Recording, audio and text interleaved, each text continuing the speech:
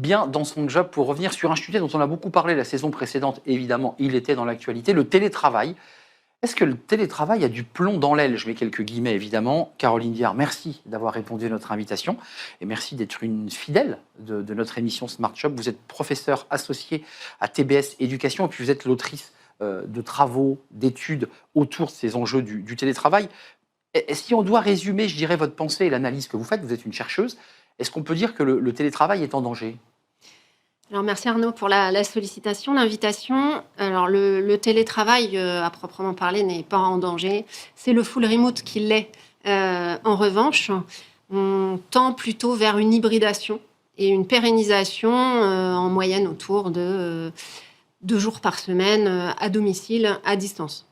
Alors, vous savez, Arnaud, que le télétravail peut s'effectuer à domicile, mais il peut également s'effectuer en mode nomade ou dans un tiers-lieu. Oui, j'ai vu des arrêts, je crois, de la Cour de casse qui bloquent les télétravailleurs à l'étranger. Je crois que c'est plus compliqué. Alors, il y a eu un arrêt, effectivement, concernant le télétravail à l'étranger et surtout l'importance du lieu de travail quand on est effectivement en télétravail. Il n'est donc pas en danger, mais en tout cas en mutation. Il y a quand même quelques entreprises qui ont fait parler d'elles. La première, c'était Amazon. On se souvient d'une grève à la Société Générale, c'était là juste avant l'été. Des entreprises qui disent, bon, mais il faut quand même revenir dans l'entreprise. Alors effectivement, on a 2 secteurs emblématiques qui sont revenus sur le contenu et les modalités d'organisation de l'hybridation. On a le secteur de la tech d'abord.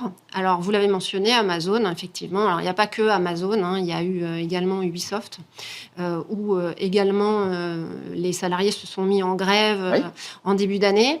Et un autre secteur, le secteur des banques.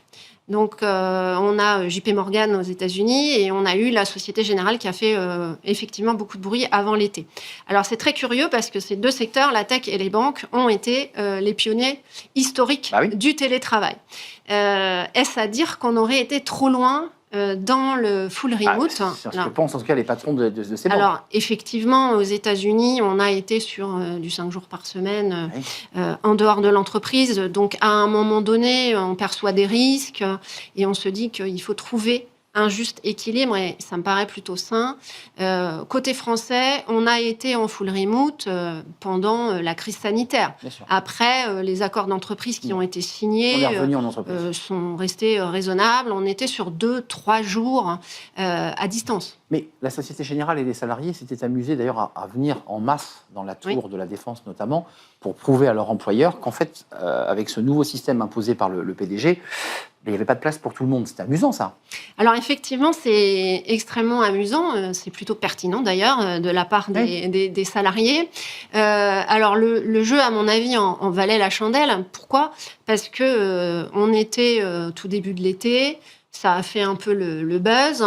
La direction a donné son argumentation qui lui appartient, c'est-à-dire harmoniser l'organisation du travail pour tous et resserrer le collectif de travail, ce qui a été en tout cas communiqué.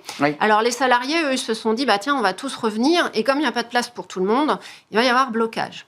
Alors, si on faisait la même chose dans d'autres entreprises aujourd'hui, j'avoue que ce serait le même cas.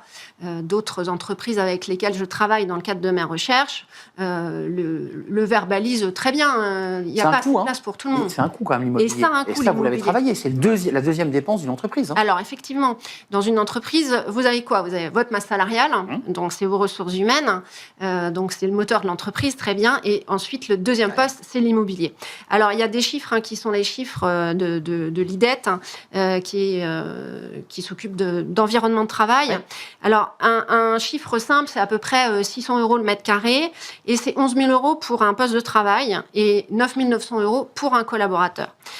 Donc, on a une augmentation en fait du coût immobilier si on occupe l'espace. Alors, l'idée du télétravail a été, depuis très longtemps historiquement, d'être un atout économique. Et parmi les avantages du télétravail, ce qui était mis en avant, c'était une économie du nombre de mètres carrés. Un mot, il nous reste peu de temps, Caroline. 70%, c'est la proportion d'entreprises de plus de 250 salariés pour lesquelles ne pas proposer de télétravail constitue un frein au recrutement. Je voulais terminer sur ça parce qu'il y a à la fois un reflux et en même temps un désir des collaborateurs qui viennent et des talents, comme on les appelle, qui disent s'il n'y a pas de télétravail, je ne viens pas chez vous. C'est un casse-tête. Alors effectivement, c'est très surprenant et très ambivalent parce que d'un côté, on a une relation managériale qui est réinventée autour de l'autonomie, de la confiance et du contrôle. Et l'employeur veut visiblement davantage contrôler en faisant revenir les personnes sur site. Et ce qui est très paradoxal, c'est que les salariés plébiscitent l'hybridation. Bah oui. C'est un frein à l'embauche. Ne pas proposer l'hybridation aujourd'hui est un frein à l'embauche parce que c'est un outil d'attractivité et de marque employeur. Donc, remettre en question le télétravail, c'est peut-être aussi, quelque part, se tirer une balle dans le pied. Donc, effectivement, il y a une sorte de ligne de crête sur laquelle les employeurs doivent être vigilants. Il faut trouver un juste équilibre, je pense. Et donc, c'est l'hybridation que vous portez depuis longtemps, d'ailleurs, sur ce plateau, parce que c'est un sujet que vous portez depuis longtemps, et vous avez toujours développé cette thèse de l'hybridation.